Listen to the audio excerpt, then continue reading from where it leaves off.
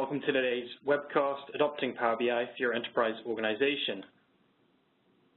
Before we get started, I'd like to introduce myself as well as my co-presenter today. My name is Alaistair Jones, and I'm joined today by my colleague Athulya Ramamoorthy, and we're both business intelligence and analytics consultants with Thorogood. So here's the agenda for today. I know some of you may be familiar with Thorogood, but for those of you who aren't, I'll do a brief introduction to Thorogood. Then we'll start by spending a few minutes introducing Power BI and covering some core concepts that are going to be important to our discussions around considerations involved with the enterprise adoption of Power BI, before then detailing considerations and wrapping up by outlining next steps and how we can help. So I'll begin with a brief introduction to Thorogood. Thorogood is a specialist consultancy firm that focuses on meeting customers' needs in the business intelligence and analytics space. We provide a host of services to our customers that encompass the full life cycle of a business intelligence or analytics initiative, from strategies and roadmaps to application design, development, training, and application support. We're independent in that we don't work exclusively with one vendor or tool, but with many of the tools available on the market. We operate globally out of our offices in London, New York, Philadelphia, Bangalore, Singapore, and Sao Paulo. We approach our customers' needs by seeking to understand the business goals and marry this with a deep knowledge of the technical opportunities to provide the best solution to meet customer needs. So as I mentioned on the previous slide, at Thorogood, we pride ourselves on being independent in the sense that we don't work exclusively with one vendor or tool in the BI and analytics space, but we work with a variety of the popular tools that are available on the market to meet our customers' needs in this domain. We do enjoy partner status and close relationships with several of the vendors whose tools we use, including Microsoft. As we're focusing on Power BI today, I'll now detail some of our credentials specific to Microsoft. Thorogood has been a Microsoft Gold partner for over 10 years, and we're a certified partner for data analytics, data platform, collaboration, content, and the cloud platform. Our partnership gives us a great interface into the Microsoft development team, allowing for open communication both from Microsoft directly to our customers and feedback from our customers back to the developers at Microsoft. We're part of a number of their programs, as listed here on the slide, including being a member of the Business Intelligence and Advanced Analytics Partnership Advisory Council. If you're interested in working with us on any of the innovation programs listed on the screen or interested in progressing a Microsoft initiative, please reach out and let us know. So to introduce Power BI. Power BI is Microsoft's business intelligence software offering intended to compete directly with tools like Tableau and Qlik. With monthly updates available, Power BI is constantly improving and presenting new ways for users to visualize data. The intuitive nature of Power BI, coupled with its ease of use and self-service capabilities, has empowered users to make prudent, data-driven decisions for their enterprise. The Power BI platform has 3, soon to be 4, main offerings. Power BI Desktop is installed to a user's local machine and enables them to load and transform data and use that data to create powerful visualizations and reports. Reports created in the desktop offering can be published to Power BI Service, the cloud-based offering where enterprises can share and collaborate on reports, dashboards, and data sets. Power BI Service offers the ability to create dashboards, enabling users to pin visualizations from different reports and data sets together to create an executive view of important reports. Power BI Service can be accessed through any web browser using app.powerbi.com and also extends to mobile devices through their mobile app. The 4th offering is currently available in public preview, but will be fully available with the public release of SQL Server 2017. This new component is the Power BI Report Manager, which provides an on-premise solution for all of your Microsoft BI reporting. In one on-premise location, users will have access to Power BI reports, SQL Server Reporting Services reports, Excel, and mobile reports as well. We'll touch upon licenses later in today's session, but Power BI Report Server will require Power BI Premium licensing. Before we delve any further into considerations for Power BI setup and usage, here's a quick overview of what a typical Power BI workflow looks like. As many of you are probably aware, content developers typically develop reports on their desktops before sharing it widely with their colleagues. Within Power BI Desktop, they have the option to connect to data residing in the cloud or to organizational data sources, to allow access to organizational data sources from Power BI Service On-prem sources should be set up for access via the DMG or Data Management Gateway. Before publishing the report authors should make sure their Power BI workbooks are connected to on-premise sources via DMG to ensure they continue to work when deployed to the Power BI service. Once the report authors are happy with the reports, they can publish to the app workspace within Power BI to start creating a dashboard. Within the workspace, users can be added and designated as read-only, further testing of content if needed. Each workspace will contain the reports and the associated data sources that power the reports.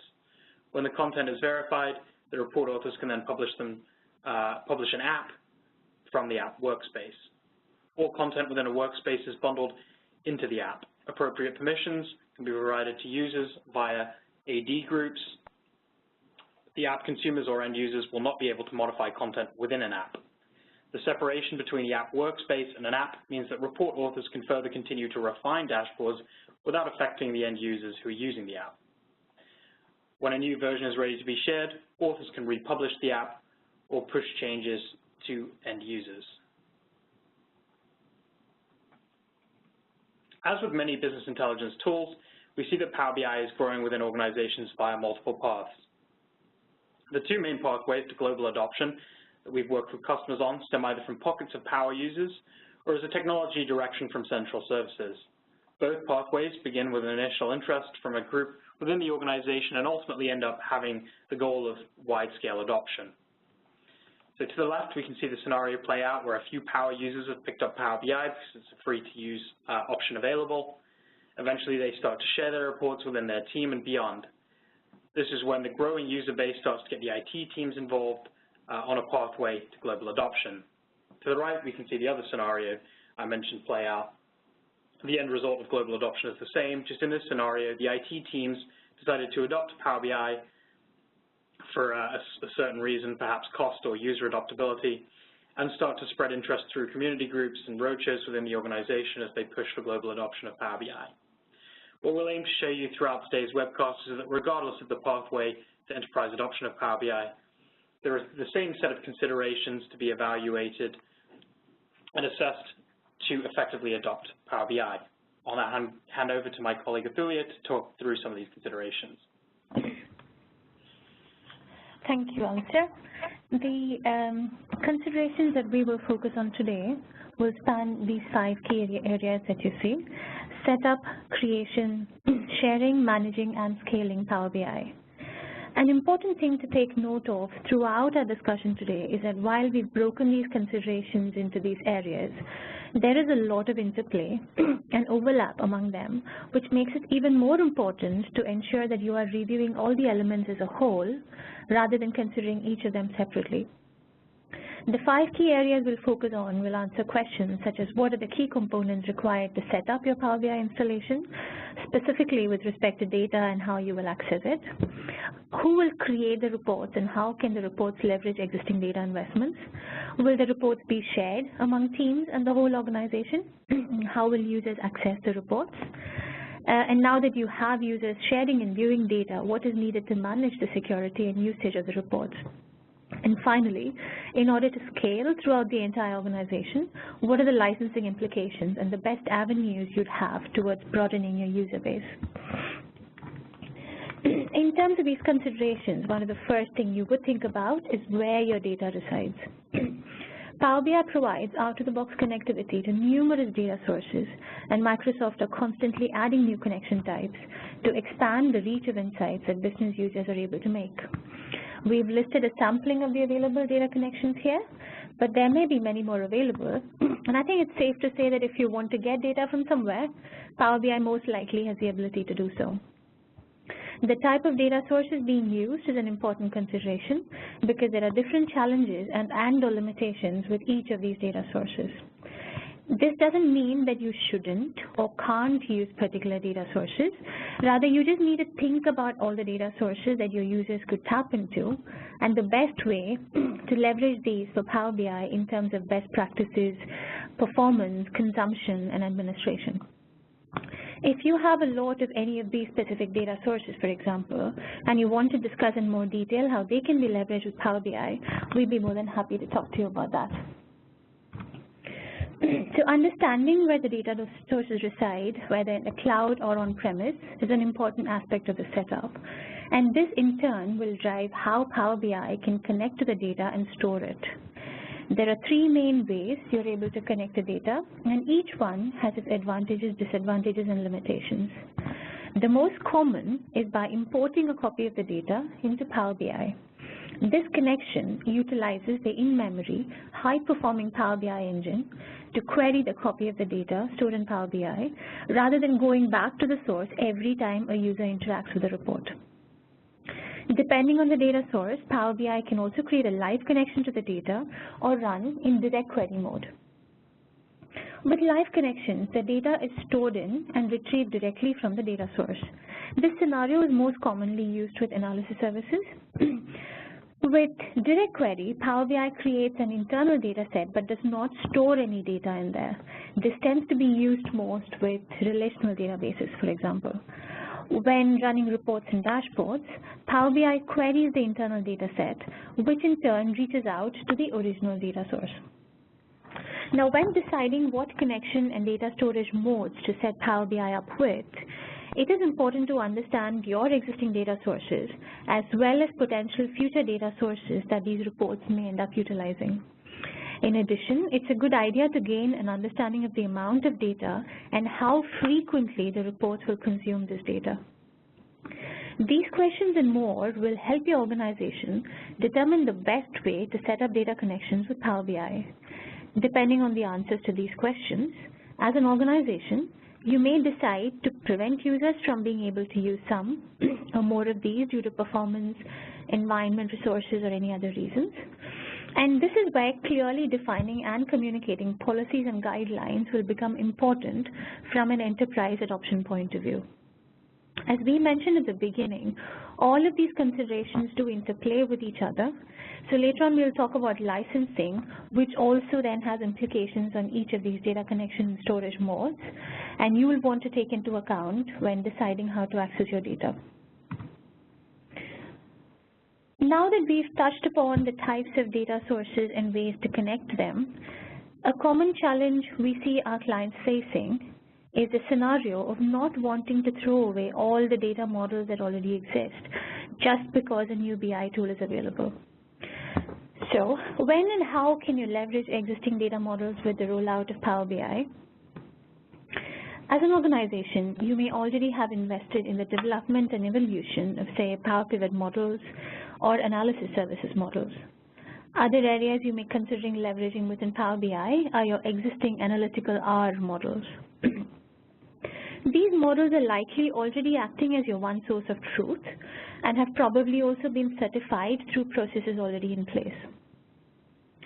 Keep in mind, though, that depending on how and who is managing these models, there may be additional practices that need to be established to make changes to these models depending on your Power BI reporting needs. It would be good, as part of enterprise adoption, to consider putting guidelines and best practices in place for when users should leverage existing models versus creating their own models directly in Power BI.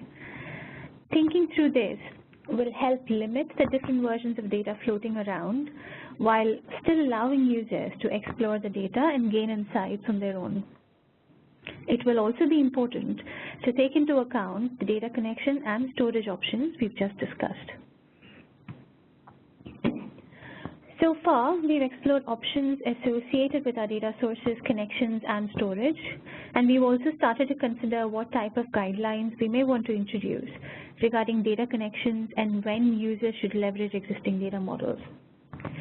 What about extensibility from a visualizations perspective? How could we use some of the available fancy, fun visualizations to extend an enterprise adoption of Power BI? There are many ways users can maximize the potential of Power BI.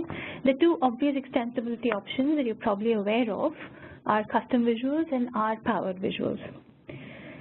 These additional add-ins come in with both benefits and drawbacks, and you may want to consider adopting a policy for use and implementation to ensure security, performance, stability, and scalability of these additional enhancements. Custom visualizations are typically either self-created, created by Microsoft, or by third-party vendors. And these additional visualizations are used by report authors to further view data in a meaningful manner, often because an out-of-the-box visualization doesn't currently exist in Power BI. And challenges arise with custom visuals that are created by third parties in that while they have been approved by Microsoft still haven't done extensive testing with them, which means there is no guarantee that they will work for all cases. Additionally, depending on the category of the visual, it may also have functional limitations. R-powered visuals are very similar to these custom visuals, but they also, in addition, require the report creator to have more knowledge and capability related to the R statistical programming language. Now, none of this is to say that you shouldn't allow for their use. These visuals can, in fact, provide very valuable business insights, and the benefits may far outweigh any potential challenges. What is important is to recognize from an enterprise adoption perspective that there should be a good understanding of limitations and potential challenges, so the report creators are aware of when and how these can be used within their reports. So you have empowered users to create reports in an efficient manner. What comes next? The Power BI online service is the main means of sharing reports and dashboards with colleagues. Power BI has evolved over the years and is now at a point where they've established a means of sharing for wider enterprise adoption. As we saw in the workflow a few slides ago, this is done through the use of workspaces and apps. These workspaces and apps can be utilized in many different ways depending on how your organization wants to implement them. A straightforward way to share users' Power BI reports and dashboards is to publish the content to the app workspace that is in the Power BI service. Once ready to be shared with a wider organization, the content can be published to the app, which is how users will look to access the content. While Power BI does not yet have a true methodology for different environments, you can look to treat the app workspaces and apps in a manner that would allow you to maintain at least a non-production environment for development and changes, and a production environment where your end users can consume the reports. How you structure your apps can vary depending on your reporting needs and your user base. If you have a set of reports common to, say, a single department, you may have apps for each department, or there may be an app per report, or any other number of iterations on how your organization creates apps. The important thing is to have a plan for not only how you will structure the types of apps, but also how reports will get shared through apps. When it comes to managing or governing any business intelligence implementation, there are many elements at play that require careful thought and evaluation. And it is no different when it comes to implementing and adopting Power BI. So some of the governance-related questions you may have is, who is the admin of your Power BI setup? What about the Azure tenant? Where does IT step in and administer Power BI? Where does the self-service aspect fit in? How is data privacy enforced and maintained? And what aspects of your Power BI setup need to have security applied? How will apps and workspaces be managed and organized? How will enterprise data governance and standards be implemented and enforced? And is there a need to monitor usage and performance to help with scalability? It is important to think about these questions and examine the requirements associated with each of them. For an enterprise rollout of Power BI, it is highly recommended that clear processes are in place to administer and manage the Power BI environment. This will be key to ensuring your environment is not overwhelmed, that it is performing efficiently, and is easy to use from an end-user perspective. And finally, we come to scale. Scaling and integrating your Power BI solution to adopt Power BI in your enterprise organization. Scaling will cause license options to come into play, as you will need to at least have users with pro licenses, but we are seeing many enterprise organizations evaluate the premium offering. The Power BI licensing model is based on 3 options to simplify choices and better meet the varying needs of individuals or small user groups or large organizations. These tiers are Power BI Free, Power BI Pro, and Power BI Premium. Now, there are considerations and caveats for each, as with most things. Primarily, your report authors will require Pro licenses. So you might want to think about what is the minimum number of Pro licenses you would need for enterprise use. Power BI Premium is a recently added tier of licensing that caters towards enterprise implementations, and as an organization, you will want to look to understand the additional offerings available with Premium, such as the ability to control the capacity behind each workspace and app, and also being able to distribute reports to users without purchasing per-user licenses. A cost-benefit analysis across the different license tiers and the combination might be beneficial, especially if you have a large number of users or reports. In addition to these, you can further build on your enterprise adoption of Power BI through Power BI Embedded. This allows you to integrate Power BI reports directly into your custom web and mobile applications. There are, of course, additional cost implications of embedding Power BI, but the question that has to be asked is there a use case and benefit to incorporating Power BI embedded in your enterprise adoption plan? The licensing model and integration options your organization selects for Power BI will ultimately determine what doors are open to your users and how closely integrated Power BI can be within your organization. With that final thought, I'll hand back to Alaistair to take us through the rest of the session. Thanks, Athulya.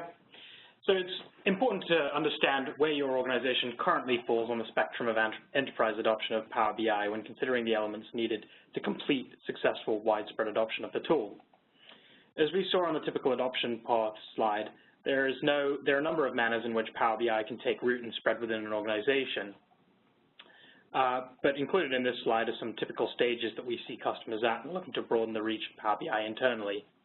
These stages are Power user adoption, so experienced technical users have recently begun using the tool via free trials and are becoming familiar with its capabilities. Tool comparison evaluation, when the organization has begun formally documenting Power BI capabilities and considering it in comparison with other BI tools available on the market.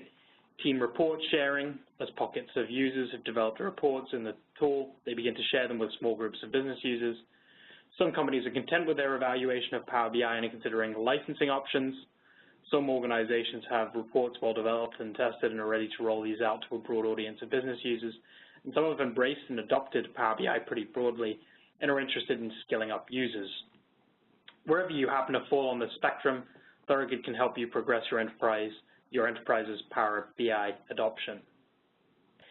Beyond Power BI, Thorogood can help in a variety of capacities with your business intelligence and analytics needs, whether you're interested in trialing a tool, creating a strategic roadmap, planning your first large-scale implementation, enhancing existing systems, or training users. Please do reach out if you're looking for any help with any aspect of your BI architecture. Thanks again for attending today's Power BI for the Enterprise webcast. Please feel free to reach out to myself or Athulya with any questions you may have stemming from this session. Thank you.